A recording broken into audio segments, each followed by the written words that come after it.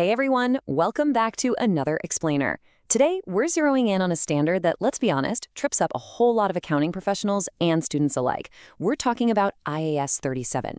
We are going to completely demystify provisions, contingent liabilities, and contingent assets based on our source analysis. If you have ever stared at a balance sheet and struggled to figure out exactly when a potential future cost actually needs to be recognized today, you are absolutely in the right place. We're going to unpack this whole thing using a really clear, logical decision tree that you can confidently apply to pretty much any scenario. So let's start with the big question. When does a possible business cost actually become a reported liability? Because in the real world, business obligations are literally everywhere. You've got ongoing contracts, looming legal requirements, product warranties, you name it. But how we actually report them in our financial statements, well, that isn't based on a gut feeling. It all comes down to a very strict dance between probability and certainty. Here's our roadmap for today. We will kick things off with the obligation spectrum, move right into probability and recognition rules, tackle that tricky past versus future events test, outline the strict rules for restructuring, and then finish up with onerous contracts. And I promise we are going to navigate these specific rules and thresholds without any of the usual cognitive overload. Section 1, the obligation spectrum. Okay, let's dive into this. The very first major hurdle in IAS 37 is just understanding the difference between three core concepts: a liability, a provision, and a contingent liability. Now, they sound incredibly similar to the untrained ear, but accounting-wise, they are worlds apart. The absolute crucial starting point is a magic number greater than 50%. Whenever you are assessing a potential cost, the very first thing you have to ask yourself is the chance that we will have to pay greater than 50%?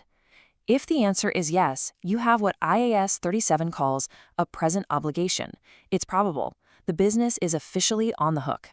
Once you cross that 50% probability threshold into a present obligation, two things dictate your next move: amount and timing.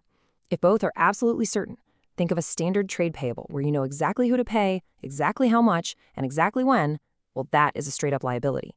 But what if the amount or the timing is a bit uncertain, yet you can still make a reliable estimate? Boom! That becomes a provision.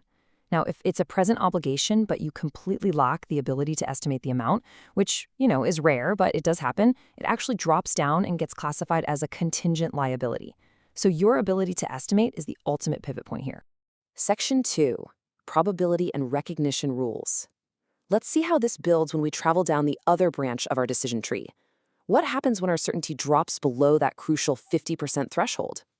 Well, if certainty drops into those lower probability tiers, say somewhere between a 5 and 50% chance, IAS 37 calls this a possible obligation. And a possible obligation is always a contingent liability. So what's your action here? You do not put it on the balance sheet. You only disclose it in the notes to the accounts. It's essentially just a heads up to the readers. But what if the chance of paying is tiny, like less than 5%? We call that a remote obligation. And the accounting action is beautifully simple. You do nothing. You completely ignore it in your financial statements. No notes, no provisions, nothing. The whole shebang's off the books. So bringing it back to provisions for a second, before you can officially record one, you've got to run it through this three-step checklist. Step 1, a present obligation exists, meaning over 50% probability. Step 2, it will be settled by an outflow of resources. And Step 3, a reliable estimate of the amount can be made. You absolutely cannot pick and choose here. All three of these strict criteria must be satisfied simultaneously to officially recognize a provision. If even one is missing, you simply do not book it. Section 3, past versus future events. Now, this is the ultimate timing test, and honestly, it is a massive trap for accounting professionals. Let's see how it works. Now, what's really interesting about this rule is how it handles future requirements. Consider a brand new law that mandates a massive asset inspection next year. We're definitely going to have to pay it, so that's a provision, right? Actually, wrong.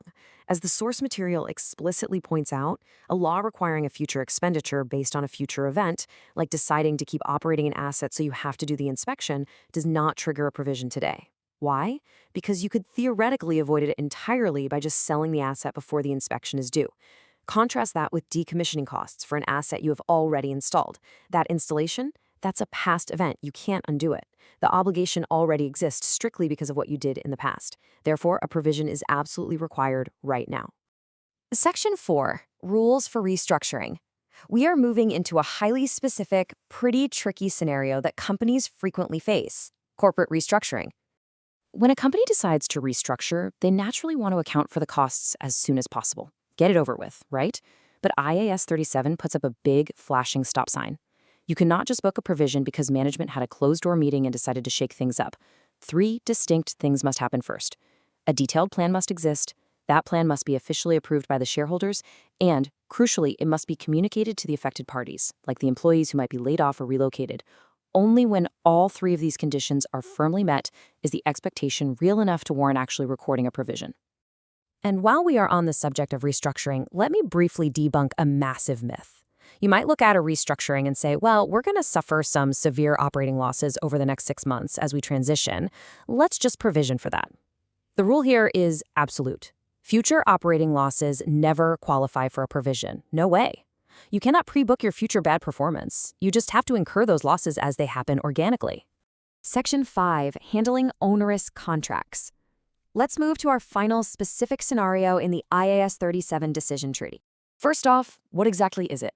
Well, an onerous contract is defined as a contract where a financial loss for the entity is completely inevitable and unavoidable. As the source material notes, the loss is going to happen no matter what you do, because you are legally locked into this contract, and the cost to fulfill it outpaces any economic benefit you're ever going to receive from it. IAS 37 demands that you recognize this painful reality immediately through a provision. You can't just wait around and slowly bleed out the losses over time. So how do we actually record this beast? You debit your cost of sales right in the profit and loss statement, and you credit the provision for onerous contract on your balance sheet. It's a perfect example of the conservative nature of accounting.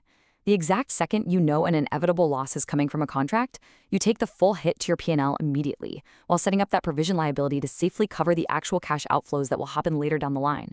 Which brings us to a final thought to chew on. If obligations dictate our financial reality, how confidently can you map your company's uncertainties onto this obligation spectrum? IAS 37 isn't just about rigid rules. It's about forcing businesses to be incredibly transparent about the financial ghosts in their closet.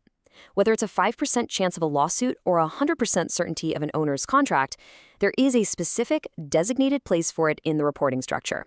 Mastering these standards ensures you always know exactly where a business stands. Thanks so much for joining me on this explainer, and keep learning.